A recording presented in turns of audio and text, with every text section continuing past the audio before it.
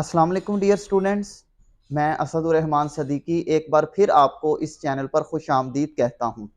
Students, आज का जो हमारा टॉपिक है वो ये है कि इंटरमीडिएट पार्ट 1 और 2 में नसरी सबक का खुलासा और नज़म का खुलासा, इनमें से पूरे नंबर या मैक्सिमम नंबर कैसे लिए जा सकते हैं। तो डियर स्टूडेंट्स, अगर आपने अभी तक इस चैनल को सब्सक्राइब नहीं किया तो इस चैनल को सब्सक्राइब करें और बेल आइकन पर क्लिक करें और आने वाली हर नई वीडियो पर लाइक, कमेंट और शेयर जरूर करें।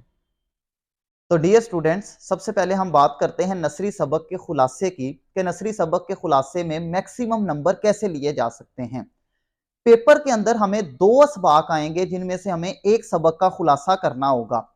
हमारे सिलेबस में 14 असबाक हैं, तो अमूमी तौर पर ऐसा होता है कि एक खुलासा पहले 7 में से आता है और एक खुलासा बाद वाले 7 में से आता है। सबसे बेहतरीन तरीका यह है कि आप दोनों में से देखें कि आपको अच्छे वाला कौन सा आता है। जो आपको अच्छा आता है उसे लिखना शुरू करें। पेपर में इसकी डिवीजन कुछ इस तरह होगी 1 + 9, एक नंबर मुसन्निफ के नाम का और 9 नंबर खुलासे के। अब सवाल यह है कि 9 नंबर के लिए हमें कितना खुलासा लिखना होगा। तो इसकी लेंथ ये है कम से कम 2 और ज्यादा से ज्यादा 2.5 सफ़हात। अब कम से कम लेंथ हमेशा एवरेज स्टूडेंट्स के लिए होती है और मैक्सिमम लेंथ या ज्यादा से ज्यादा लेंथ ब्रिलियंट स्टूडेंट्स के लिए होती है।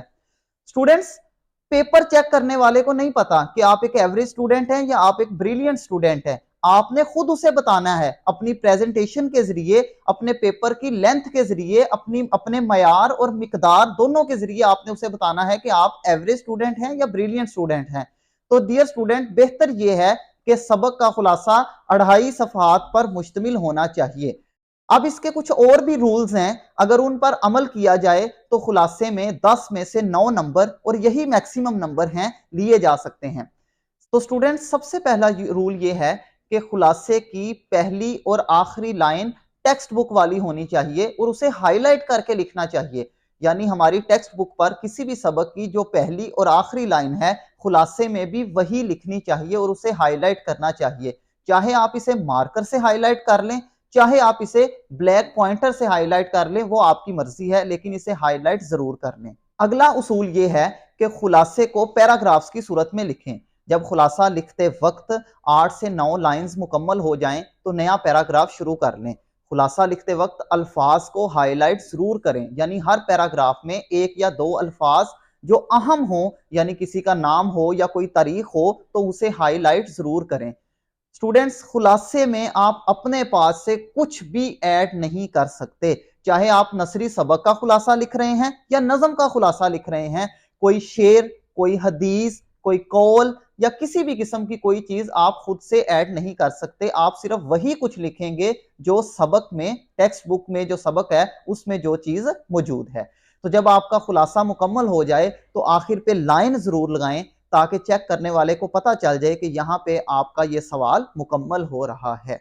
तो स्टूडेंट्स, ये थे कुछ उसूल जिन पर अमल करके आप खुलासे में 10 में से 9 नंबर बड़ी आसानी से ले सकते हैं और ये 9 नंबर ही मैक्सिमम नंबर हैं।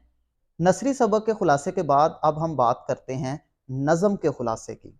ये सवाल पेपर में 5 नंबर का आता है। 5 नंबर सिर्फ खुलासे के ही हैं, ना तो नज़म के उन्वान का कोई नंबर है, ना शायर के नाम का कोई नंबर है, क्योंकि वो पेपर में सवाल ही कुछ इस तरह देगा जैसे कि अमीर मिनाई की नज़म हमद का खुलासा लिखें।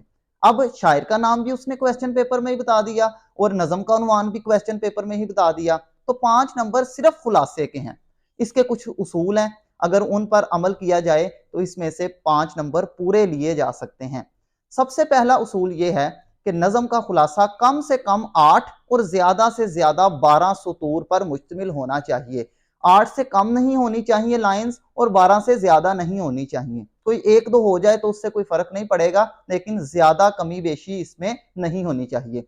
दूसरा और सबसे अहम उसूल यह है कि नज़म का खुलासा एक ही पैराग्राफ्स की सूरत में लिखें। यानी बहुत से स्टूडेंट्स ऐसा करते हैं कि नज़म का खुलासा जो 8 से 12 लाइंस का लिखते हैं उसमें भी पैराग्राफ्स बना लेते हैं। नहीं, ऐसा नहीं करना। नज़म का खुलासा एक ही पैराग्राफ की सूरत में लिखें, इसकी भी पहली और आखिरी लाइन को हाईलाइट करें और इसमें आने वाले अहम अल्फाज को हाईलाइट करें।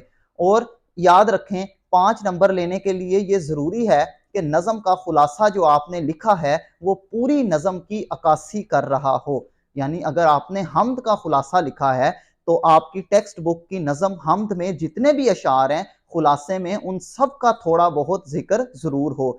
अगर आपका खुलासा पूरी नज़म की अक्कासी करेगा तब ही आप इसमें 5 नंबर पूरे ले सकते हैं। इसमें भी आप कोई हदीस, कोई कौल, कोई शेर इसमें आप नहीं लिख सकते।